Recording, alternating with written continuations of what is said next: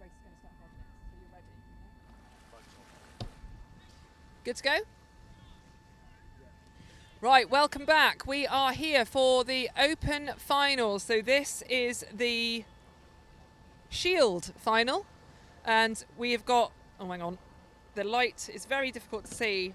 So I'll just run through the crews we've got here. We've got St Goran in Len White, Brixham B in Nipper, Barnstable in Spy, Brixham A in Top Catch, Foy in Pegasus, Salcombe B in Amazon, Bristol in Petrock, and Portreath in Tempest. So we have got this heat has started. It's not hanging about on the start line, which takes us by surprise. Seemingly every race. I think it's because it's such a short distance between the beach and the start line. They can just crack on really quickly. Once he can see that all the boats are out here, he just gets on with it, which is it's great, but isn't always the norm. So I think we've got more time than we have. Anyway, back to the race. We figured out that they're putting the fastest qualifiers in the middle of the line. So we've got that sorted now. So it looks to be the Salcombe crew in Amazon and Foy in Pegasus, yeah, in the middle of the race here that seem to have gone off fastest, which is what you would expect given that's where they've put the fastest placing boat. So Foy currently leading this Cup final, Shield final, as we head down the first leg. Definitely drop off in the breeze, but a peak in the amount of wash around. So we're 2 minutes into this final as we head down this race course. But it looks to be Foy leading the way. They are followed by Salcombe and Barnstable in Spy down. So they're fighting it out for second place at the minute. They're pretty much in a straight line, the two of those crews. Going to be fighting out. It looks like they're coming in closer towards one another, so they'll have a bit more chance to eyeball one another and see what's going to occur as they head further down this race course. Then we've got Top Catch, who's being rowed by Brixham A. They're in fourth place. The far side of the line, we've then got Petrock being rowed by Bristol with their white blades. And then out on the far side, we've got Tempest being rowed by Portreath, and Nipper, closest to us, being rowed by Brixham B crews. That's a B crew we're seeing. There's two B crews in this race. So we've got the Brixham B crew in Nipper closest to us, and then behind them in Len White we have got St Goran. So 3 minutes in now, so we're about halfway down this leg. And maybe I've spoken too soon about the breeze, because here it is. Yep. Yeah, breeze is back up again. No jet skis on the first leg, which seems to be a bit of a change for this one. I also should point out that this is not a good time to go and get a burger from the barbecue, because both Brixham crews are in this race as well, so probably a bit light-handed. But Brixham putting on a fantastic championship event for us here. So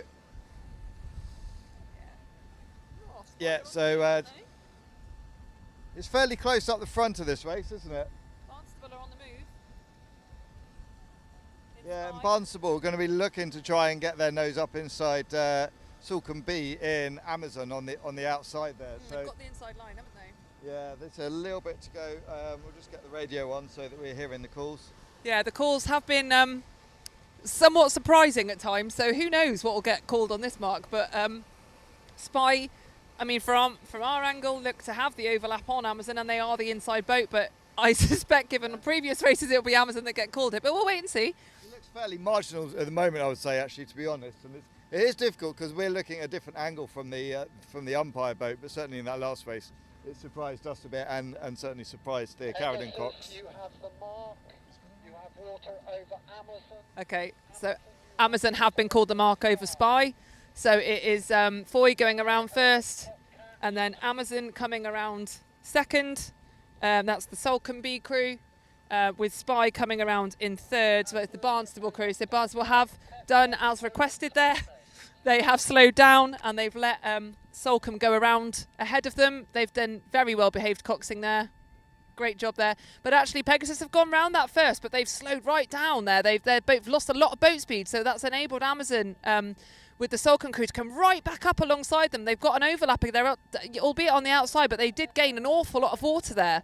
So it just just really got to try and keep this boat speed up as you come into these fairly tight turns, because a lot of ground was gained there by Amazon. But further back the pack, Top Catch has come around in 4th place, followed by Petrock, followed by Tempest. So that's the Bristol crew in Petrock, followed by Tempest, which is being rowed by Portreath.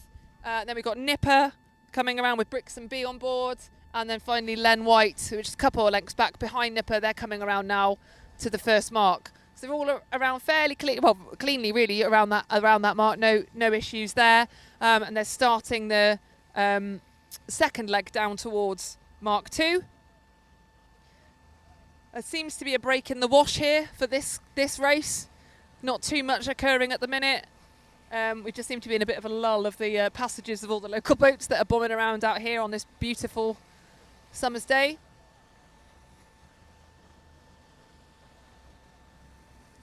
Yes, they're pulling out a bit of a gap again now, aren't they, on Salcombe up at the front here. Oops, my phone just went off. In Pegasus, the Foy crew there. Looking pretty settled, I think, now. They seem to have got into a nice rhythm. Salcombe sitting just behind them. And then because Spy had to give water to Salcombe on that last mark, they lost boat speed, which they've had to regain. So there's now clear water between Salcombe and Spy, which is the crew from Barnstable. And then Top Catch, the yellow and blue boat of Paynton, being rowed by Brixham A, the home club here. But it's pretty well strung out now. These top 4 have all got pretty even spaces between them. All rowing fairly well. Rate-wise, they seem very similar, all of them. They seem to be in their rhythm now as they head down towards Mark 2, which is another tight turn. Let's see what their approaches are here and who can keep the best boat speed. Yeah, it looks like Salcombe are just starting to position their boat out a little bit wider. They maybe realise they're not going to get water on the, I'm trying to remember who the crew ahead was. It was Foy, wasn't it?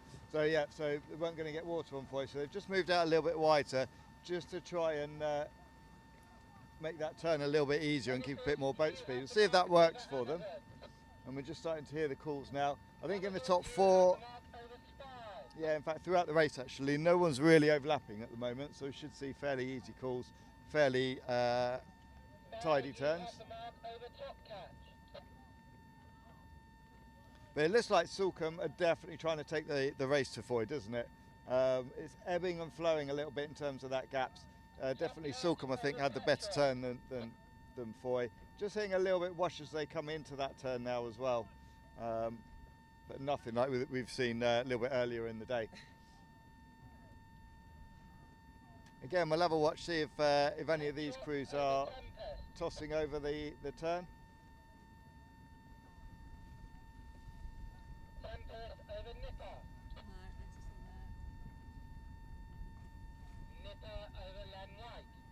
Decent boat speed from there from Amazon though. They probably managed to keep their boat speed a bit better. Yeah, I think Amazon there just managed to keep their boat speed up, maybe slightly more than Foy did. So yeah, I think it's, if they can shift up a gear now, I think they could take the race back to them. I think they could have a little go here at Foy, the crew from Salcombe. So we'll just have to see how this plays out over the next leg. But those two crews, I think, are pulling away from the third place crew all the time, albeit gradually, but they are pulling away from Spy now. So yeah, we'll just see if Amazon can take that fight up to Foy, or whether they're just going to sit. Not mean just sit, but I'm not sure that they can respond. So we'll just see if they have anything they can respond with there. But those top 3 pulling away from Top Catch, who are in a bit of no man's land then between that front group and then the back 3 behind them. So they're just in the middle, the Brixham crew there. Yeah, so just remind you, this race is the slower of the crews from the final. So there's 8 that were in this race, and then we'll see in the next race will be the next fastest, and then the race after that will be the cup final, which will be the fastest crews. So the great thing is everyone's kind of, as they get into these finals, the races close up a lot. They're racing against people that are a similar speed, which tends to sort of build the excitement a lot more in these finals. We're not saying of all the we've been treated some fantastic races today. There's not so much happening at the moment in terms of overlaps and challenges going on. I think probably it is that battle towards the front between Foy and between Sulcombe that's providing the most interest, isn't it? But it looks like Foy just edging away a little bit more and a little bit more.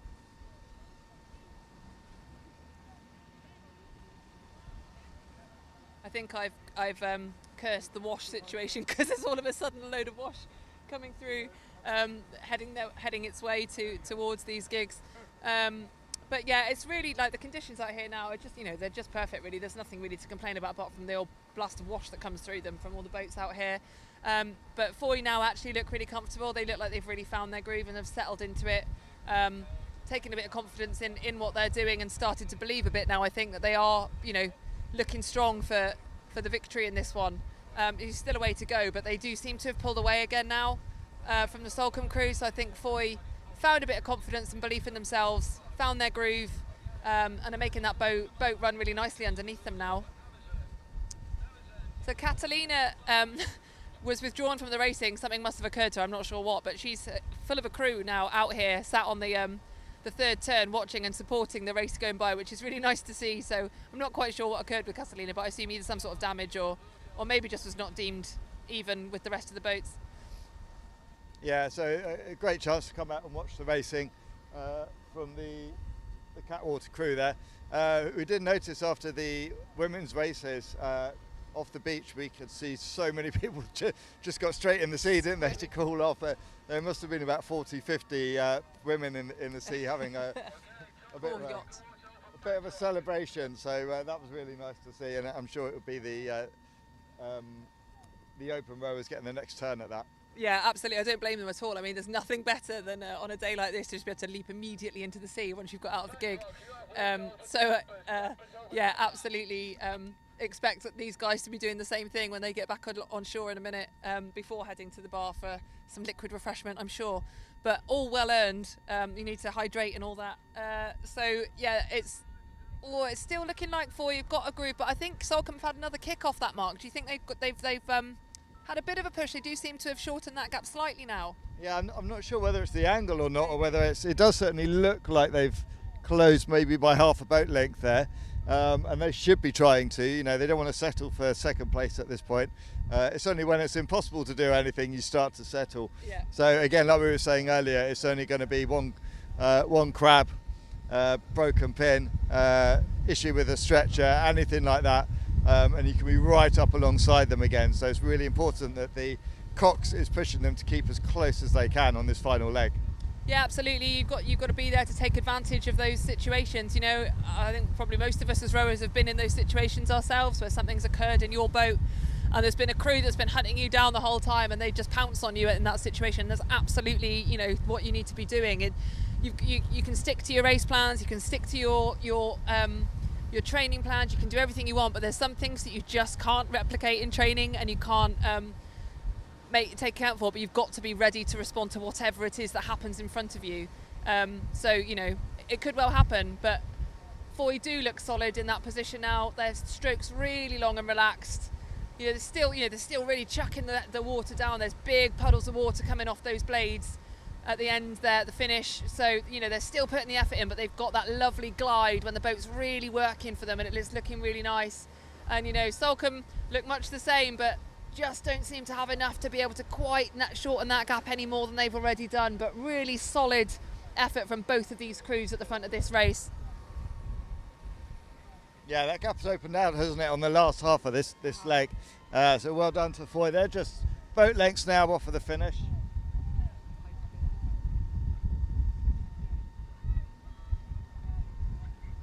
So yeah, Foy, I still can't remember which race we're in. It's the shelter. This is the shield. So Foy across it is the shield, yeah. Oars up for Foy. Well done, Foy. Congratulations to them. Really good fight from Sulcombe as well.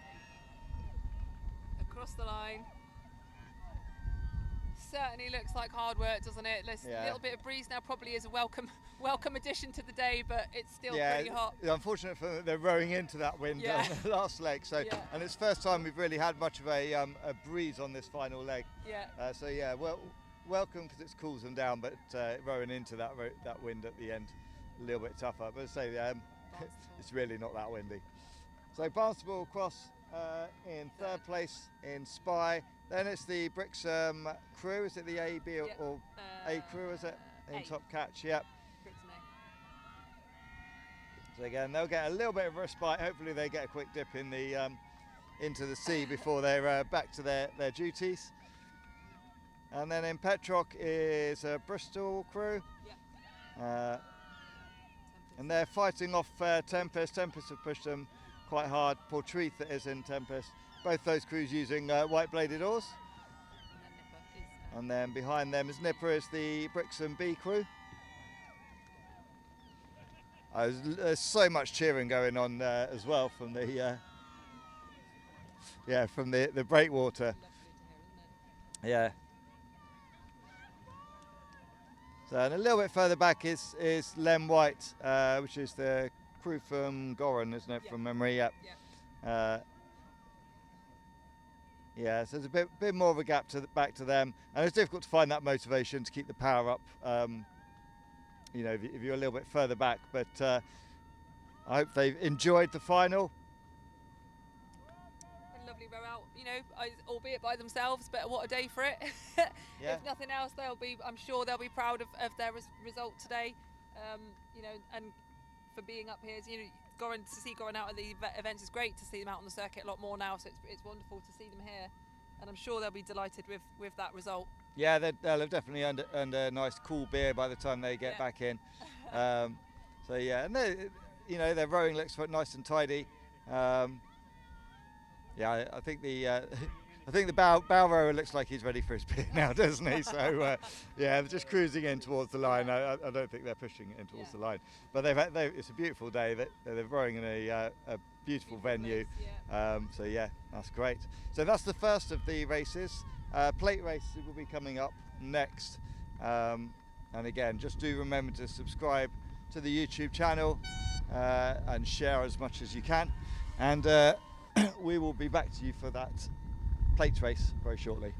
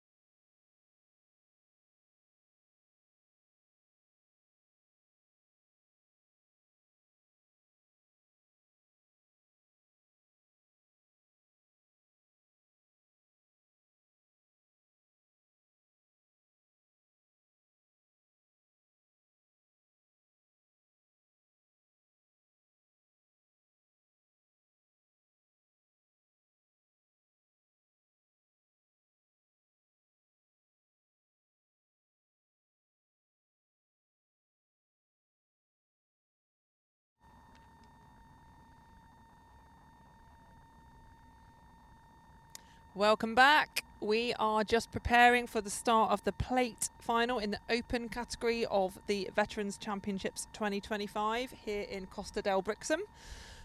We are enjoying the sun thoroughly. I'm sure the rowers are less so, but it's definitely a bit more of a breeze out here now. Doesn't seem to have done too much to the water conditions just yet, but maybe it will as these races go on.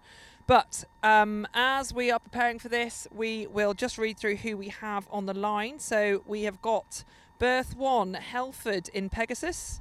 Berth 2, Padstow in Tempest. Berth 3, Yelm in Amazon. Berth 4 is Catwater in Spy. Berth 5, Carradon B in Nipper. Berth 6, Mounts Bay in Volante. Berth 7, Tamar and Tavy in Len White. Berth 8, Dartmouth B in Petrock. And in berth 9 we've got Coteal Key in Top Catch. We have 2 B crews in this plate final. And in the middle berths we've got Catwater and Carradon, so they must have been the fastest qualifiers for this final. So ones to watch off the start would be those 2 boats, that's Spy and Nipper with the Catwater and Carradon crews on board. Closely followed and flanked by Yelm and Mounts Bay, who are in Volante, Mounts Bay, and Yelm are in Amazon. So they will be the ones that you would anticipate shooting off the line, unless some of the others were holding it back in the first one and come out all guns blazing in this one. So they're all just having a little row around, little warm up the bodies, get your mindset ready for race time.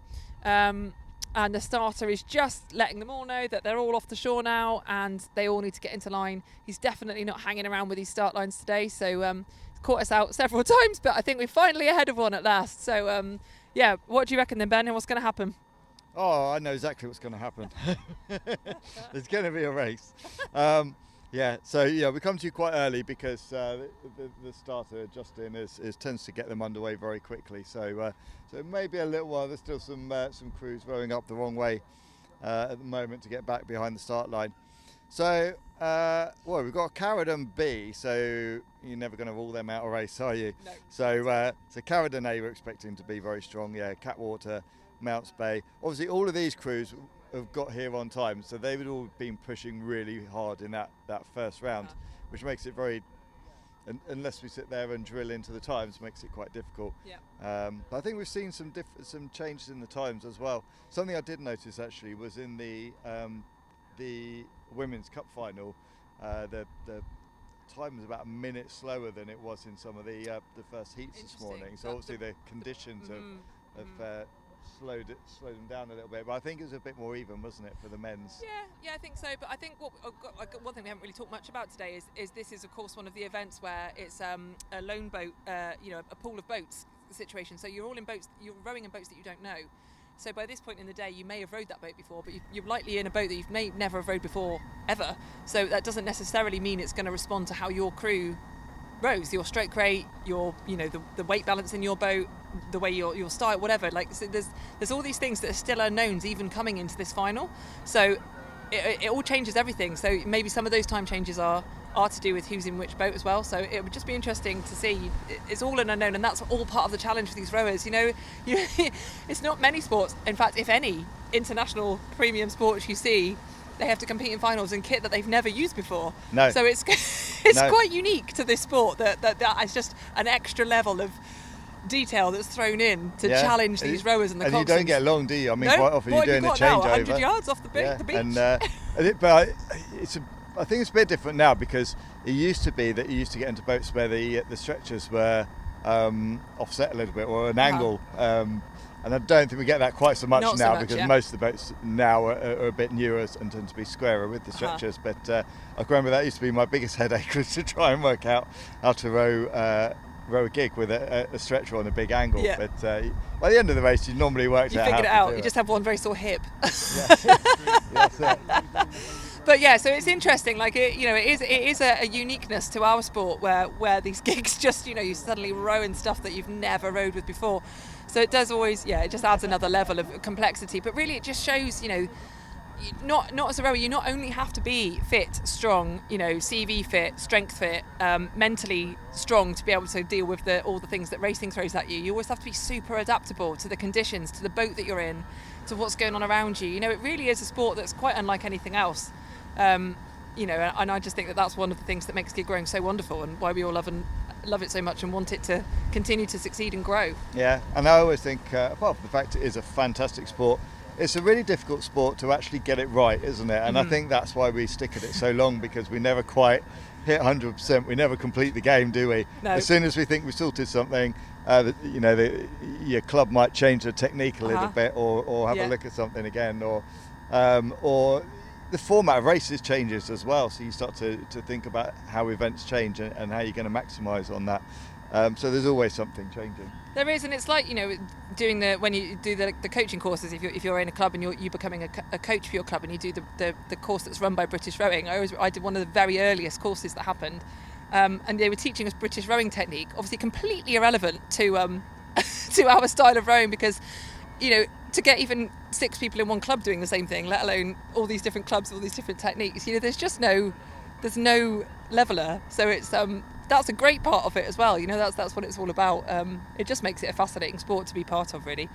But that striving for perfection, I think, is something that we're all chased after forever and a day. Yeah. And we spend a lot of time as well when we come to these events. You're always watching other crews, particularly the top crews, and looking to see what are they doing different to us. A lot of it, in all fairness, is just spending a lot of time in the gym and on ergos and getting extremely fit. But you always quite often look at their technique and try and I think quite often it's easy to spot a difference in technique. The hard bit is understanding why that has an effect, isn't it? Yeah, and I think that's where, again, now with what the stream team can do and the drone shots and the drone footage we can provide week in, week out of these big championship events, there is no better coaching tool than watching your main competitor on slow-mo and really trying to drill into not only what are they doing, but also where can we improve, how can we improve our technique, where is it going not wrong, but what can you learn from. It shouldn't become a critique, but it's a really important coaching tool for crews on how they can improve and how they can chase that excellence that we all want. And the drone footage is second to none for that. You can't argue with it, and it's a really incredible asset for us to have. But we don't want all of the crews to be rowing the same, do we? No. It's fantastic to look at the differences. We don't want British rowing technique for everyone. We don't want that. No. Sometimes you look at the different conditions. You can use a different stroke length, different technique as well, depending whether it's flat or whether it's rough. So, right, it looks like we're pretty close to the start. So it does. It does. We'll see what's happening, eh? So Tristan's just calling them all up. Still a couple of boats a little bit sideways on the line, but hopefully they're just sorting themselves out into position now.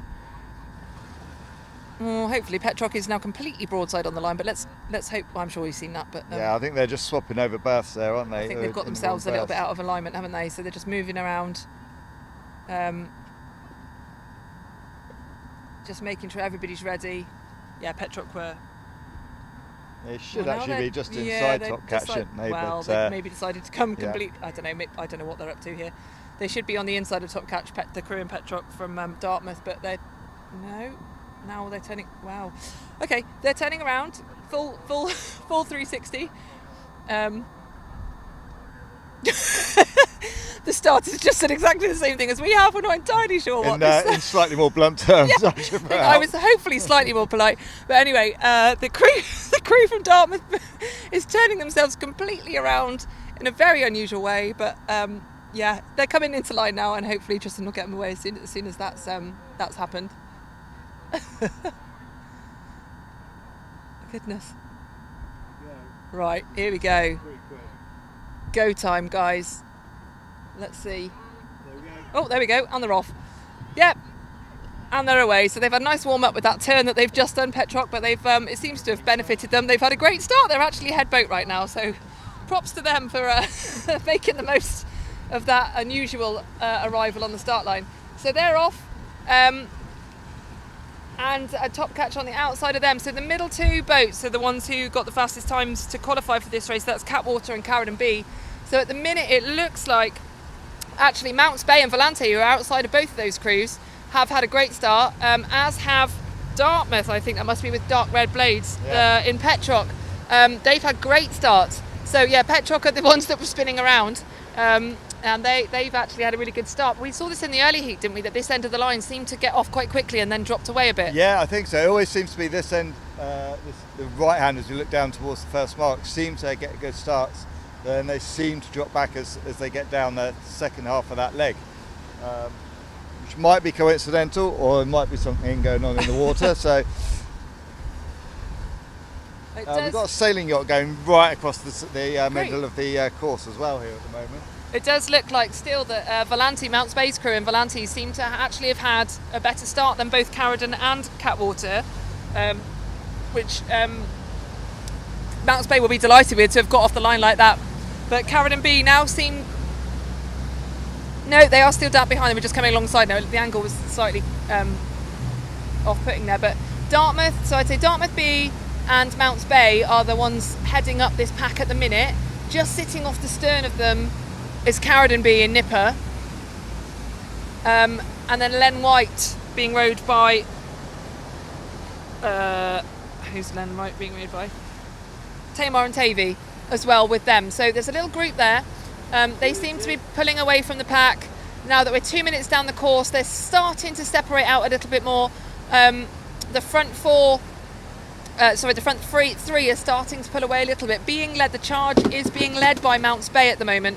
Mounts Bay and Volante sitting up at the front of this race currently. They've got Nipper right behind, just quarter of a length down with Carradon B on board. But up on that crew, though, on the far side is Petrock, who are doing a good job out there. They're, like we said before, there was an earlier crew, I can't think who it was now, in the women's races that was out on the Dartmouth. They were out on the far side. So they've got a big job to do when you're on the far end of the line.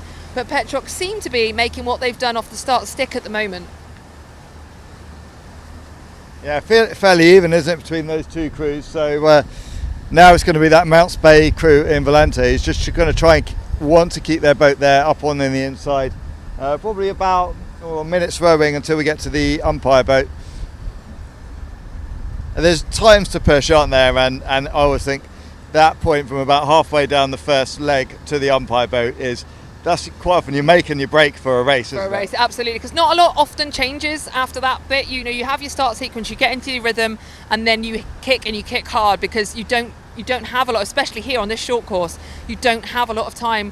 The decision is made at that umpire boat's call mark, which is usually about 6 lengths from the marker. So you've got to go, and there's no time here really for that breather you often get on the first day. You get a little bit of respite before you've got to kick again.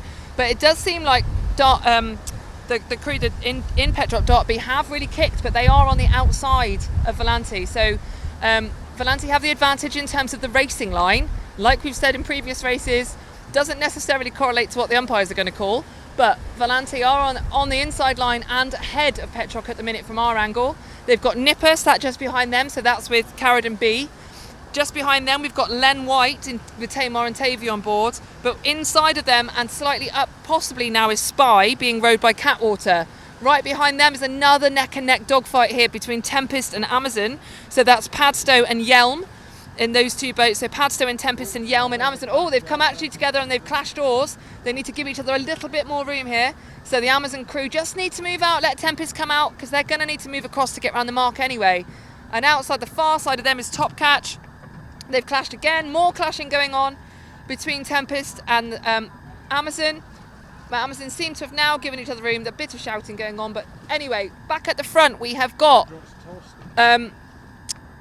Volante's going round first. So Mounts Bay gone round first. They've pulled a bit more back out of Petrock here. So well done, Mounts Bay. They've got ahead. They've got a bit of clear water and they've had a good turn.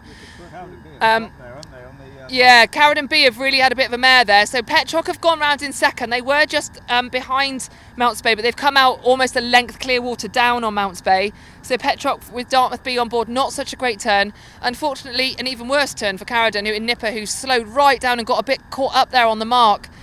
They've come out in third, but half a length to a length down now on the Dartmouth B crew in Petrock. They've got on the outside of them with a slight overlap rudder to bow in Len White of Tamar and Tavy, who again on the outside but hanging on to Carradon B though. So Carradon B do seem now to found a bit of a rhythm again, settle down a bit and start to pull back away from Len White. So Bit of control brought back in the boat there. And then behind them, there's a bit of a melee being led by Spy, who've got Catwater in. Tempest on the inside of them, just with a slight overlap. Tempest being rowed by Padstow. Yeah. And these are the two that keep clashing oars, actually. So, but Tempest and Amazon, but they separated themselves now, so hopefully there won't be any more of that. There's something Padstow crew, we've actually seen the Padstow crew do that in a few races now. They've been clashing ours between Padstow and whoever they've been racing with. So they obviously like to get up close and personal with whoever they're fighting with. Yeah, I think that the Padstow was trying to get the Coxswain Amazon to move that little bit wider, but and sometimes the more you look at the boat next to you, the more you tend to drift. But yeah, they managed to move part in the end. And I thought Tempest, it looked like going into the turn that they'd come in really tight and made up a bit of ground, but with that tight turn, they then sort of slowed right down. And the boats around them came back past them again. Mounts Bay have pulled right out now. Great row from them. Yeah, really good row from Mounts Bay. They've made a huge amount of ground up on this leg, actually, haven't they? They've pulled out probably a good couple of, well, length and a half, maybe, clear water now between themselves and Dartmouth B. Looking really strong and controlled there. So Rob and the guys in that crew will be working really hard to make sure that sticks now as they head towards the second mark. Yeah, and Dart B look like they're sort of drifting back in towards the clutches of Nipper. Yeah, Carradine B are coming for you, Petrop.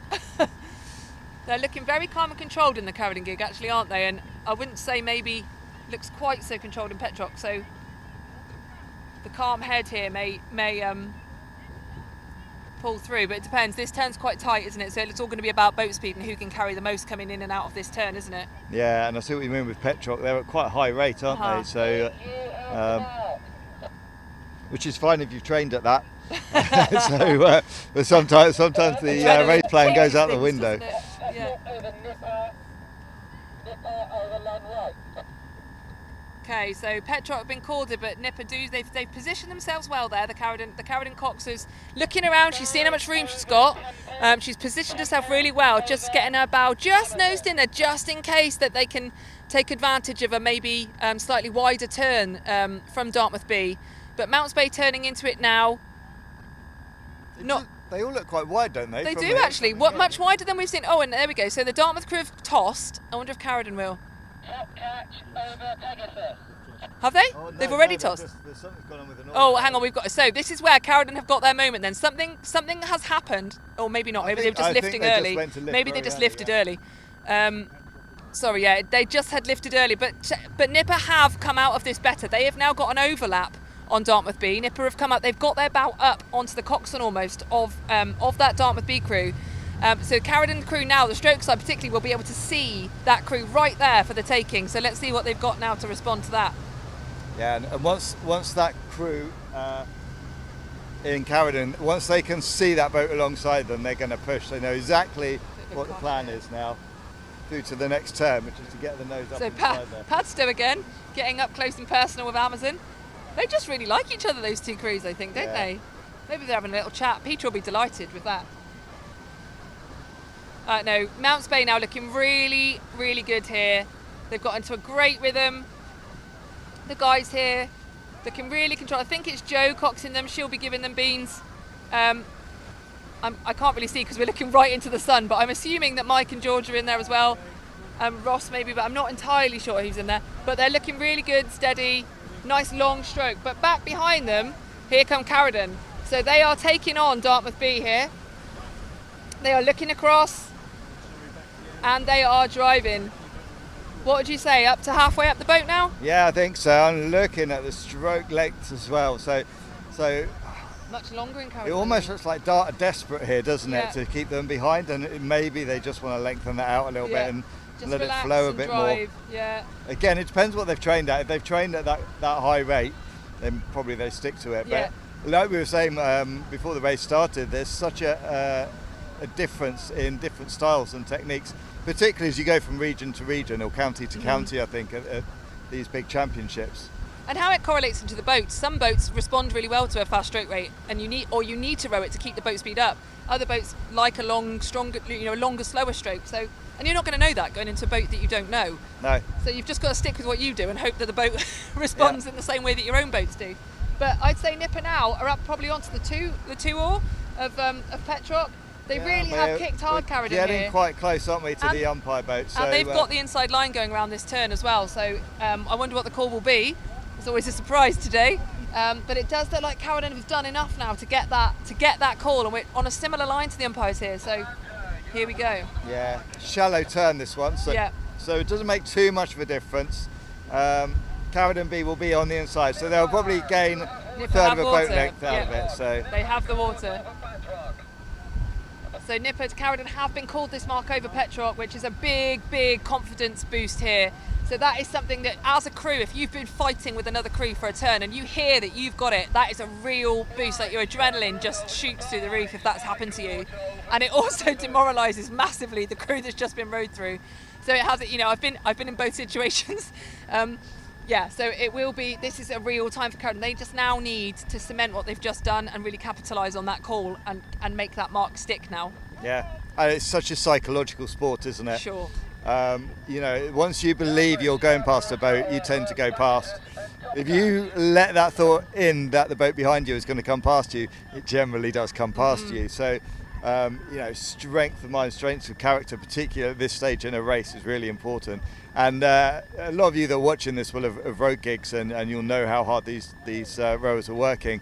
For any of you that haven't rowed these gigs, it really hurts, doesn't it? That's an understatement, yeah. Yeah, I mean, you always in a race, you're begging for it to be over, and the second it's over, you want to go and do it all over again. It's a very odd sport. Yeah, it's a love-hate relationship with these races, isn't it? It's a bit like being on the ergo. It's the most horrendous thing in the world, but you don't ever really regret a session.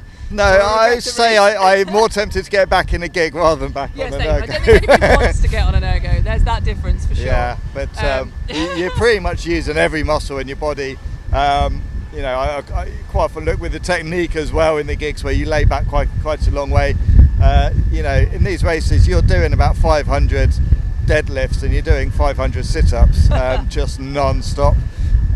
You know, your heart rate is at its maximum within a minute or two, and it stays there or above it all the way through the race. So, and that's whether you're one of the top crews or the crews right down the back. Everyone is working so hard.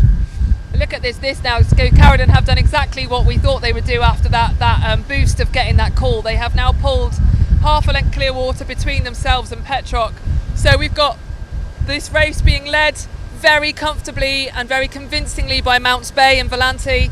We've got Carradine B in second place in Nipper, and then we have got Dartmouth B in Petrock in third place. Really solid row from Mounts Bay.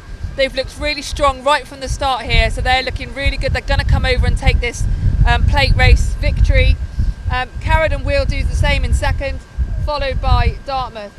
And then down the pack it has strung out a little bit now, a bit clearer to determine who's doing what. But as Carradine now approaching, they're probably 15 strokes off. Sorry, not Carradine. Mounts Bay are approaching the finish line to be taking home the plate final trophy this year. Looking really good, solid rowing there from these guys. My local club, my home club, down from all the way up from Marazion. So really good result from Mounts Bay. Coming across the line now. Great job, guys. They'll be delighted with that, I'm sure. Then we've got Carradine B, who've pulled out even more of a lead actually now, haven't they, over Petrock for that second spot. Solid rowing from Carradine. Great belief in what they could do there, I think, after that mark. And then third place goes to Dartmouth B, who did put up a great fight, but not quite enough to hold off the challenge from Carradine B there. And then we've got Len White coming over the line, rowed by Tamar and Tavy. There's a good fight here as well, just behind them, between Amazon and Spy. So in Amazon is the Yelm crew, and in Spy is Catwater. Only about half a boat length, I think, between those two. So Padstow and Tempest have actually dropped quite a way back off that, because they were up and amongst that, weren't they, at the turns? Yeah, Padstow were up in the midst of all of that, but they've dropped right back off the pace there. So they're going to come in seventh place, Padstow and Tempest. In Pegasus, just behind them, Helford. They're finishing strongly. There's still quite a good effort going in there. They're just coming across the line. And then in top catch, is Katilki, so not far off the back of the race.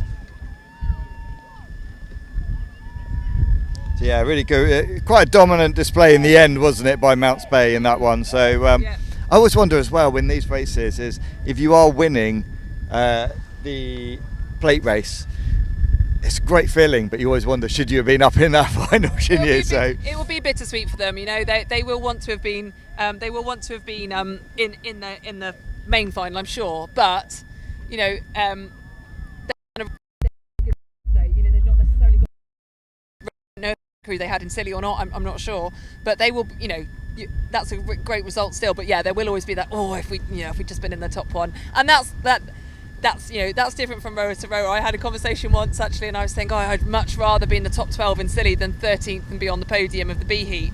And someone said to me, what's wrong with you? Why wouldn't you want to win the B heat? I'm like, no, I'd rather come 12th. So I think it just depends on you and what you want out of the sport. But fantastic showing, and they'll be pleased with that, but it'll be a bit bittersweet, I would imagine. Yeah, that's that age-old question, isn't it? Yeah. 12th or 13th in the Scillies. Yeah. Just a chance to be anywhere up there near there would be great for me. I know, and I don't mean that to sound awful, but yeah. So we've got one more to go, the big cup final. Yep. And the open category. So we will return for the big final of the day, the last big final of the day. So we'll be back soon.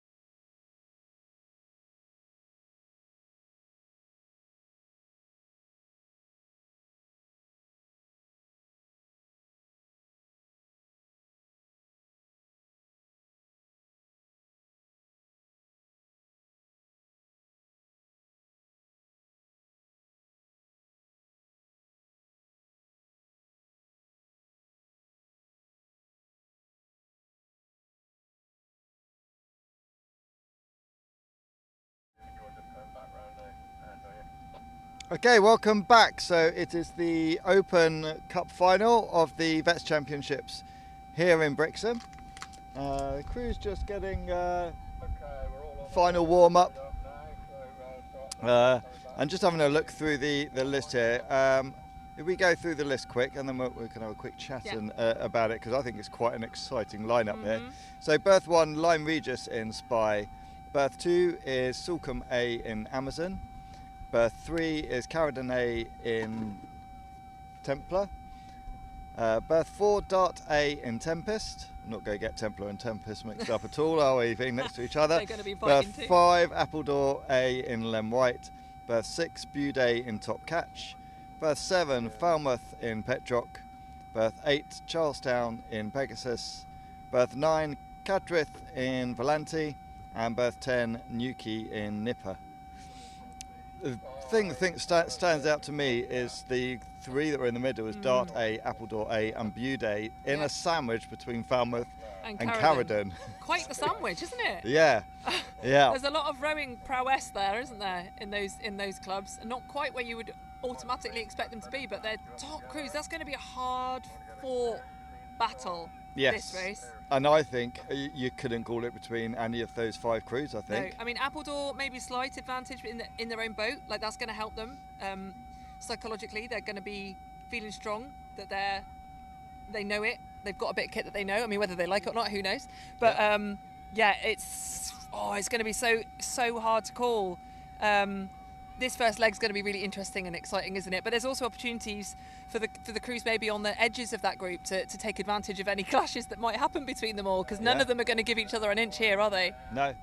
And I think we've seen generally the first boat round, the first mark has, I think, in most cases today. Well, that's it. You might just But curse it now. I've got a feeling that is all going to change today. Yeah. I think we're going to see something. It's not going to be over until it's over in this one, is it? No. They're all coming into line now, and as we know, he's not hanging around. Justin, I keep calling him Tristan. I don't want to call him Tristan earlier. Sorry, Justin. Justin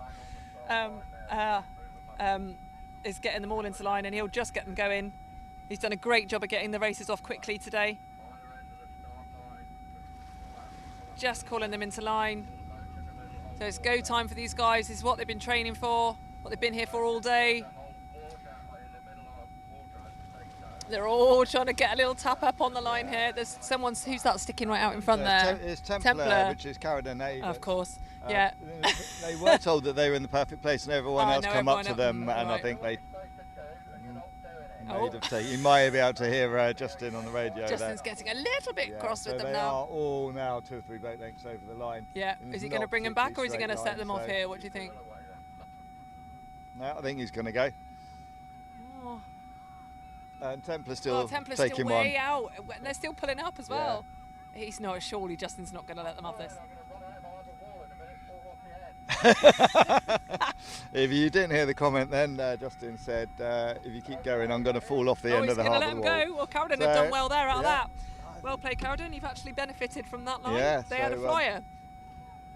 So Caradon, as a result of being probably half a length up on the line, are still half a length up on everybody now. But we'll see if that comes back to them now. I don't want to bring too much drama, but at the Cox's meeting, they were told if anyone is pushing the line and they're not responding, there may be a 10-second time addition. So they sounds a bit F1-y, on the finish doesn't line. it? Yeah, they would wait for the boat to cross, count out the 10 seconds, and see where they would then be placed. Wow. Not saying that would happen because Justin seemed happy for that line to go. But yeah, it did look like Caradon were a boat length up, didn't it, on everyone else there? Definitely, which they're taking advantage of right now. However, they are amongst some pretty strong competition here. So even with that benefit, that advantage that they got off the line, I'm not sure it's going to be enough to hold off the effort that is going to come out of these other crews. It's tricky at the minute because we're right behind everybody. Until we get up a bit more alongside and the drone footage gets going, we won't know exactly what's occurring. But our skipper Greasy has heard us say this, and he's now taken us out to the side and up alongside so we can see what's going on. He's done a grand job today of getting us in the best position we can get in to tell you what's happening. But to me, it certainly looks like the crew in Len White. Yeah, so that's Appledore, yeah. On the move.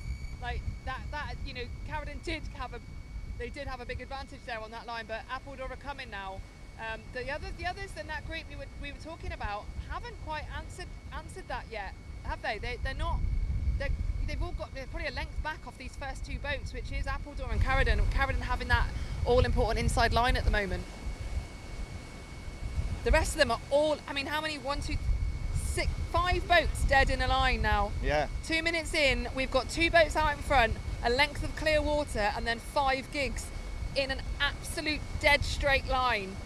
Oh, goodness me. And Petrock just falling out the back of that group now. And then behind them, we've got Nipper and Spy. So we've got Templar on the inside of Len White. And then back behind them, we've got Amazon, Tempest, Top Catch. Petrock just dropping out the back. Volante and Pegasus. They're all, honestly, neck and neck in a line. Amazon just also starting to drop out the back of them with Petrock. And then back behind them, Spy and Nipper. But Carradine just up on Appledore at the moment. But they are running on an advantage of the line. They've held on to it. They've used that advantage. But Appledore are coming and they're moving quite fast on the outside there, Ben. Yeah. So, yeah, we expected maybe to see that there were going to be the 4 or 5 crews that we're talking about. But at the moment, 2-horse race. It is a 2-horse race, isn't it? Because that is quite a big gap to open out, especially at championships like this in the final, to open up that much of a gap. These are 2 exceptional crews we're watching row here. Yeah, and I think, you know, Carradine did have an advantage online. I'm not taking away how strong a crew they are, but for Appledore to have come back up and now nosed ahead of them despite that advantage actually just shows the strength of that Appledore crew. They are going to be on the outside. Who knows what the umpires will call? We'll find out in a minute. We're heading towards it. We're probably only 100 yards away from that mark at the moment. So they're just approaching the yacht that's got the umpires on board. So we will listen out with interest here. But it's the melee behind that's going to give all the drama, I think. So we need to be looking in both places to see what's happening. But Tempest have now nosed out with that group. They are leading that second charge. So, Over Templar. oh, Wow, so okay. So, yeah, Appledore have been given the mark over Carradine. So well done, Appledore. That is an almighty first leg from them. So Appledore given the mark over Carradine. And then Tempest in behind them. So Amazon over Top Catch. Tempest is Dartmouth A. They've been called round in 3rd place. And then on the inside is Salcombe in Amazon. I mean, I don't know if they've been called it or not, but the way they seem to be going round is Dartmouth going round in 3rd. Then you've got Salcombe coming round on the inside of the next group with Top Catch on the other side of them. So Top Catch being rowed by Bude, yeah, and on the far side of them and Volante is Newquay. And then you've got Pegasus and Petrock at the back of them now. Oh no, so Amazon have just completely stopped dead. I don't know whether they hit Tempest or whether they just took it too tight and stopped themselves dead, but that has backed everyone else up. However, Newquay seem to be doing pretty well out of this. Here come Newquay round the outside. M&M style, going right through on the outside of everyone and bringing them, rowing themselves up into 4th place. This is that thing Ben and I have been talking about all afternoon. You've got to take advantage of the mistakes in front of you. Goodness only knows what happened to Amazon. Do you know, I think the crew in Salcombe and the crew in Top Catch, it almost looked like they rafted up and exchanged ours with each other or something. They were just oars going all over the place there. It's good racing, as Jay's saying in the background. So, yeah. Well, the winners out of that lot, I'd say, were Newquay and Volante. They've come up from probably 6th or 7th up into 4th. And they now need to take advantage of what they've just gained there. The crews behind them have got good boat speed. So Newquay need to get the pedal on the gas here. Badge needs to drive them on, and they really need to believe in what they can now achieve going forwards. So up in front though, Appledore now with some clear water between them and Carradine. Phenomenal first leg from Appledore there. Absolutely mighty first leg, and now seem to be repeating that as they head down towards this second mark. Yeah, and on their own a little bit in 3rd place is the Dart crew, isn't it? Yeah, Dartmouth. So yeah, they've got a big gap in front, big gap behind, and then there's this whole big gaggle of 1, 2, 3, 4, 5, 7 crews then. They're all so close.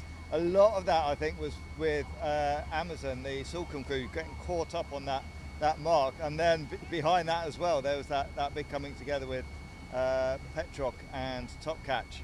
Is that Falmouth crew in Petrock, I think, from Petrock is Falmouth. Falmouth, and, yeah, and Top Catch and Bude. is Bude A. So yeah, But Pegasus up in amongst it as well. So that is Charlestown in Pegasus. So we saw them have a really strong race earlier today, didn't we, Charlestown? But they're back in the mix. But Newquay are holding off here. They're holding Salcombe off. Salcombe do have that inside line. again, who knows what the call will be? Whether Julie can get the Nuki crew holding on to this advantage that they've got here. Amazon may well be called that mark over them, but we'll just see how that happens. Out front, it looks like Appledore have extended that. Yeah, There's they probably have, yeah. a boat and a half length of clear water between the two of them now. Oh, okay, thanks, sorry, apologies, it's not Nuki and Volante, my bad. It's not Nuki and Volante. Volante, apologies Volante, it's Kaj! Kaj and Volante. Sorry guys, got very confused. So yeah, it's Kaj up there. So it's not Jules doing it, it'll be Stevie Jane getting them around this turn, which he will definitely do if he's got an opportunity. So Nipper is back with Top Catch and Spy at the back of the pack, so apologies for getting confused there. Easily done, especially after a day out in the sun. But we've got 3 abreast going around at the back of the pack here. We've got 3 abreast right at the back, then 2 lots of 2 abreast in front of them. So hopefully they'll all just go round well. But my goodness, what a lead Appledore have pulled out now over Carradine. Yeah, that's quite impressive. They look like they're on quite different lines as well, don't Yeah, they? they do. Appledore have gone a little bit wide around the mark. I think I've done it here before where There's oars up in the air. Oh yeah, a bit of. Argent Oh there, yeah, they're they're attached swapping back again. over oars over Petrock again. are Yeah. attached again to somebody else.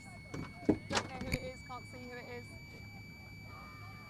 Oh, Yes. lots of shouting. Yeah, some of it a little quite strong, but yeah, they're back on. Everyone's back rowing. They've all found a bit of space, and they can all head down to the next mark and do it all again. This is so impressive from Appledore. That is a really, really solid race. They didn't, you know, they just ate away at that lead Carradine took from the beginning, and then they've just doubled it themselves, haven't they? They've gone, but then the gap between those two and the rest of the field again. Such strong rowing from these top crews today. Yeah, it's surprising actually how much the first 3 have kind of gapped out and spread out. The amount of shouting that's coming from I think the adrenaline after a few clashes has just built up. I don't think it's just the Coxes shouting there. No, I think they're all pushing. They're all determined now to make up for any lost ground that they've had. I think we'll see quite a few position changes as well in that back pack there. But yeah. I think at the moment as well, it looks like Kaj in Volante, now I've got the crew right, sorry, Kaj with Volante are making ground up here actually on Amazon. So they are catching Solcomay now.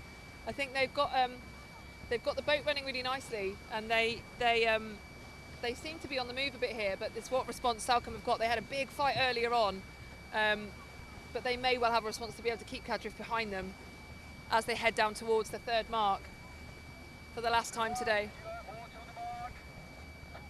It looks like actually Spy, which is the Falmouth crew, wasn't it? No, not the Falmouth crew. I'm trying to think who. Spy is Lyme Regis. Lyme Regis. They look to have quite a fast boat at the moment. They were kind of more towards the back of that pack. They've just been jammed in a bit, haven't Yeah. they? Petrock are doing a good job of covering them. I think that's what's happening. They've got more boat speed, but they can't. Petrock's making itself probably 3 times as wide as it is, so they can't get past it. Yeah. Obviously, you can't weave to keep a boat Zig, behind. but you can't zag. But yeah, you can move to choose the best line for a course. So if you decide you want to be on the inside coming up there, as long as you position early and get yourself there, then it's up to the other boat to move around you. But obviously, you can't react to a boat that's changing course to come around you. So Appledore even more of a lead now. Gone round that 3rd mark, and Appledore are just pulling away all the time from Carradine. Carradine just not able to respond, unfortunately, to Appledore's mighty stint that they put on that first and then into the 2nd leg, and they've just continued to pull away. But both of those 2 crews, Carradine, despite that, those 2 crews are still pulling away from 3rd place Tempest as they head down this last leg for the last time today. So the Dark crew and Tempest have dropped back off that front pack, and behind them in Amazon we've got Solcomay, who have held off that challenge that seemed to come just now from Volante, that has got Cadriff on board. But they seem to have held them off a bit now, don't they? But the pack behind them's still pretty tight.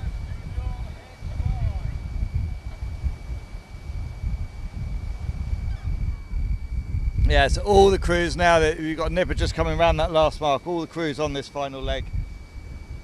And we're probably about a minute, maybe slightly more, from the finish line for the Appledore crew in Lem White. They are the only crew in this final that are in their own boat. I don't think that's why they're in front, in all honesty.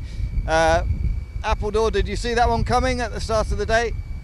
They're a really strong crew. They have always been very, very strong in the vets. But Carradine have been so dominant in this category for the last few years in the vets. You know, they've won the World Championship so many times.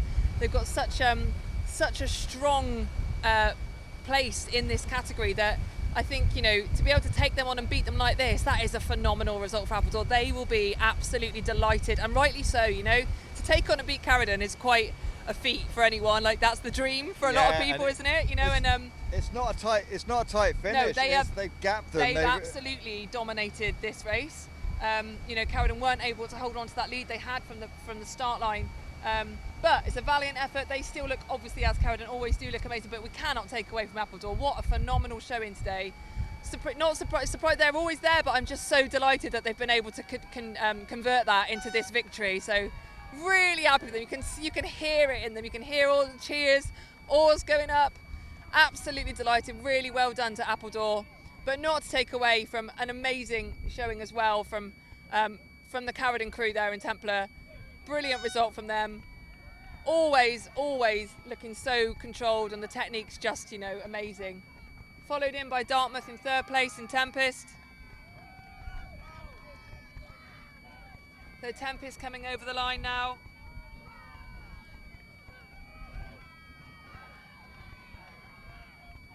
And then in Amazon is Sulcombe A. Oh, they pulled right away again, haven't they? Yeah. And I think Valente seemed to have dropped back a little bit, didn't they, towards on that last leg? Yeah. So yeah, it's not quite sure why that was. They were up a bit further. So Cadgwith it is, and then we have Falmouth coming over in Petrock.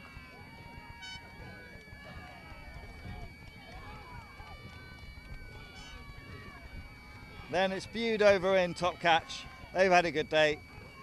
Oh, these two are going for it. Yeah. Spy, I love it though, eh? So I think that was Lyme, wasn't it, in Spy? Yeah. But, oh, a big fight right to the end yeah, and then in Pegasus, that was Charlestown. And last crew lost across the line, but they were in this final and have had a good race. We're Newquay. We're the Newquay crew. So. So Sorry I got the boats mixed up, but there's Newquay. They've made it across the line in Nipper. Great job, Newquay. Really good racing. Wow, so there we go, they're all done. they are all done. What a result for Appledore. Yeah. Yeah, so we've had all the finals have been quite exciting, haven't they? They've all had He something. wants to drone over them. Yeah, really good. Really pleased with them. What a great result. Oh, we can wave at the drone. Hi. The drone. Steve's done a great job out there flying, bringing you some fantastic shots today. But hopefully you can pick up Appledore, who are out there. Steve, they're just behind us. For the winners, we can shout over to them. See if they'll. There's been some patchy application of some sun cream. That's about the only thing I can really criticise them for today. Well done, Appledore! Well done, Ben! Great job.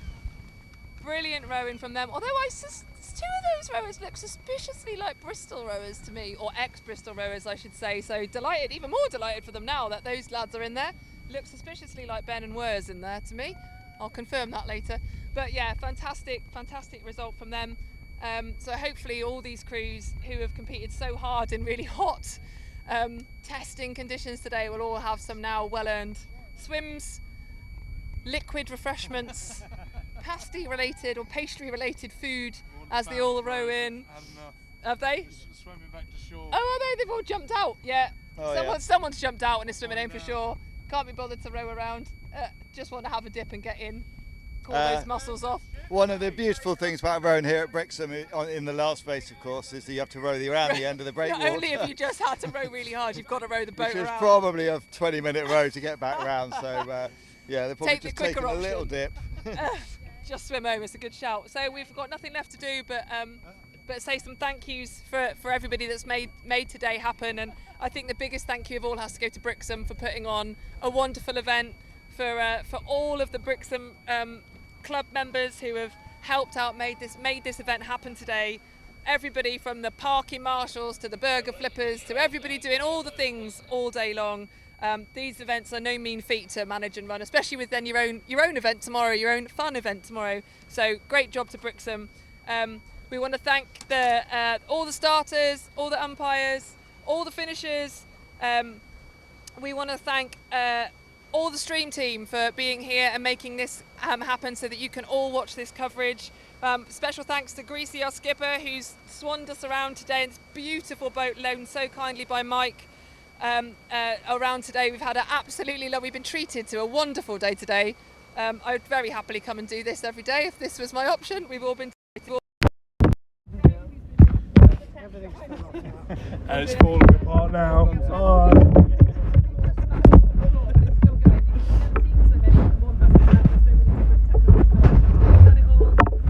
Thanks to Ben, Charlie, Mark, Steve behind the drone, getting us all the amazing footage, and Jodie, who's popped her stream team Cherry today. Thank you to all of you guys, the rowers, the coxes, coming in on the show today that everybody so loves to watch and enjoy. Thank you all. I hope you all have a wonderful evening and can enjoy your positions and what you've achieved today in a beautiful day on the Devon coast. But that's about it from us, I think. That's it. G&T's for us now, I Oh think. yeah. Oh, and don't forget, like, subscribe, share, spread the word. The YouTube channel needs all the love you can give it.